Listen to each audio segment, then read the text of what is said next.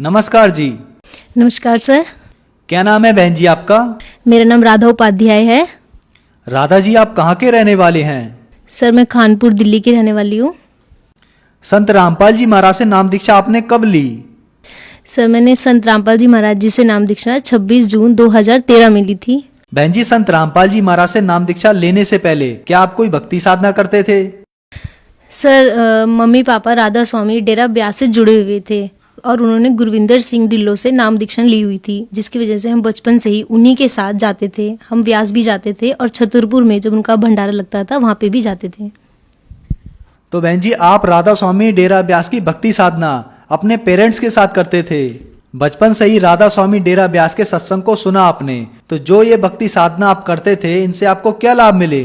Sir जैसा कि मैंने बचपन से ही देखा है, पापा मम्मी राधा स्वामी का ही सिमरन करते थे, उन्हीं का दिया हुआ नाम जाप करते थे। उसके बावजूद हमारे घर का कलेश नहीं मिटता था। पापा को भी बहुत गुस्सा आता था और मम्मी को, जैसा कि बचपन से मैं देखती आई हूँ, मम्मी को एक जलन का रोग था जो कि काफ़ी जगह पे जिसका इलाज कराया, मगर वो अभी तक सही नहीं हुआ था उनके नाम जाप से।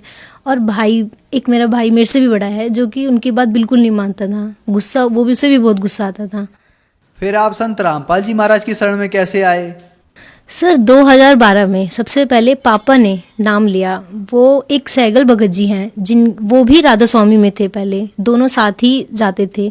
एक दिन वो, उनका LIC का काम है, तो एक दिन जब वो LIC का काम पापा जी करा रहे थे उनसे, तो उन्होंने पहले हमारे यहाँ राधा स्वामी बोलते थे जब मिलते थे, मगर उस दिन उन्होंने सत्साई बोला। तो पापा तो पहले ही 17 साल से उस राधा स्वामी में जुड़े हुए थे, उनको एक धक्का सा लगा। उन्होंने बोला सत्साई मतलब, तो उन्होंने समझाया कि देखो, मैं भी राधा स्वामी में जुड़ा था, राधा स्वामी पंथ ही गलत है, राधा स्वामी का मतलब भी हमें ढंग से नहीं पता है, और वो जो नाम दीक्षा लेते हैं वो कहीं शास्त्रों में भी नहीं लिखा है। तो पापा को इस बात का बहुत झटका लगा, बुरा बहुत लगा, मगर उन्होंने सुनते गए। वो एक दिन चले गए। फिर एक दिन और सैगल भगत जी आए और उन्होंने जो संत रामपाल जी महाराज जी की आध्यात्मिक ज्ञान गंगा है उसको लेकर आए और गीता भी लाए और साथ साथ सब कुछ दिखाया कि देखो ये 5 मंत्र है और जो राधा स्वामी देते हैं उसका कहीं भी प्रमाण नहीं है। तो पापा जी को हैरानी तो हुई, मगर गुस्सा भी आ रहा था क्योंकि 17 साल से जुड़े हुए थे। वो सुनते गए। फिर धीरे धीरे उन्होंने बोला चलो एक बार जाके देखते हैं, नाम नहीं लेंगे, देखते हैं क्या है। फिर वहां पर गए पापा जी, संत रामपाल जी महाराज जी के आश्रम में गए, सतलोक आश्रम बरवाला में गए।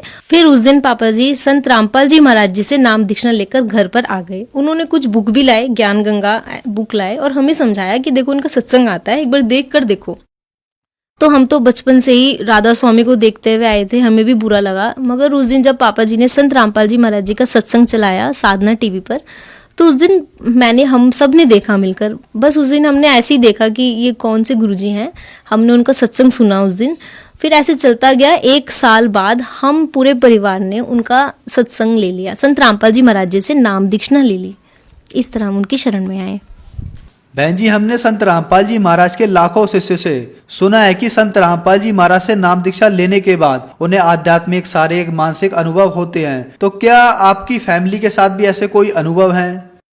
जी सर, बिल्कुल है। सबसे पहले तो हमने पापा में बदलाव देखा। पापा पहले बहुत गुस्सा करते थे।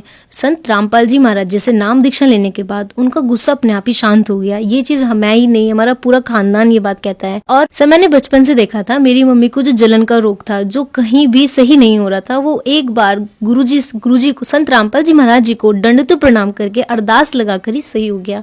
इससे बड़ा चमत्कार शायद मैंने कभी नहीं देखा था। उसके बाद हमारे घर की आर्थिक स्थिति बीच में थोड़ी ख़राब हो गई। जब मेरे पापा जी ने एक मकान बनाना स्टार्ट किया, उस टाइम पैसे नहीं थे हमारे पास, मगर पापा जी ने बस गुरुजी का नाम लिया और भक्ति करते गए जो उन्होंने दिया, और मन में अरदास की संत रामपाल जी महाराज जी से। तो वो देखते ही देखते कब एक मंजिल से दूसरी मंजिल, दूसरे मंजिल से तीसरी मंजिल के पैसे अपने आप ही बंदोबस्त होते चले गए।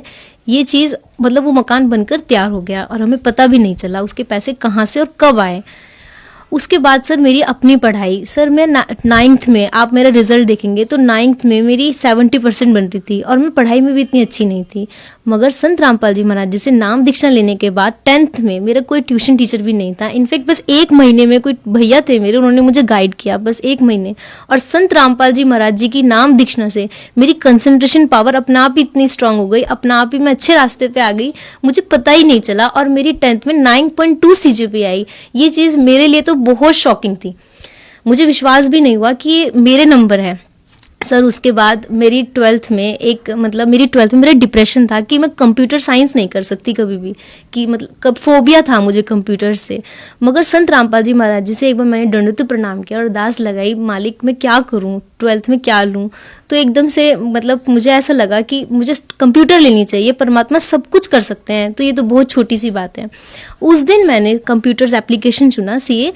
उसके बाद सर मेरी ट्वेल्थ में भी 86 सबसे हाईएस्ट मार्क्स कंप्यूटर्स में ही थे और मेरा ये फोबिया अपने आप दूर हो गया।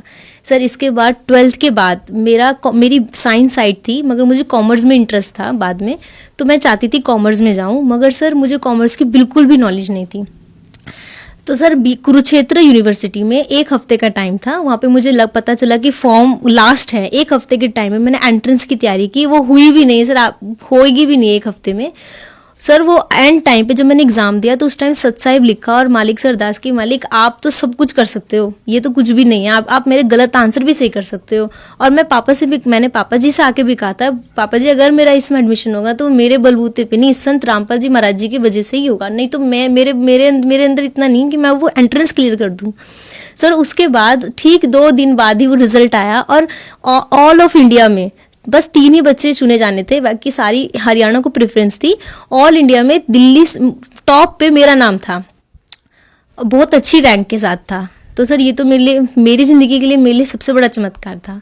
बाकी सर आए दिन तो चमत्कार होते ही रहते हैं, बहुत होते हैं। जैसे कि सर अभी मैं बीबीए कर रही हूँ, बीबीए फाइनल ईयर में हूँ, अभी मेरी 2nd ईयर में मैंने टॉप किया है, जो कि मैं कभी सोच भी नहीं सकती थी कि बीबीए करते वक्त और मैं टॉप करूँगी। ये तो सर मेरे लिए तो चमत्कार ही है।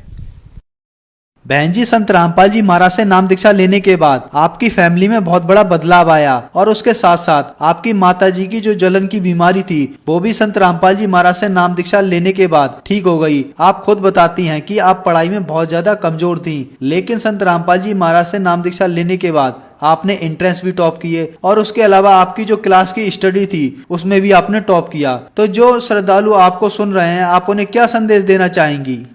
सर हमारी कबीर साहिब जी की एक वाणी है, मानो जन्म दुर्लभ है मिले ना बारंबार, जैसे तरवर से पत्थर टूट गिरे बहुर ना लागे डार। सर मैं यही कहना चाहूँगी कि जिस तरह मुझे पता चला कि मानव जन्म इम्पोर्टेंट है, कि आप भी हमारे गुरु जी की शरण में आओ, सद्भक्ति करो, शास्त्रों का ज्ञान लो।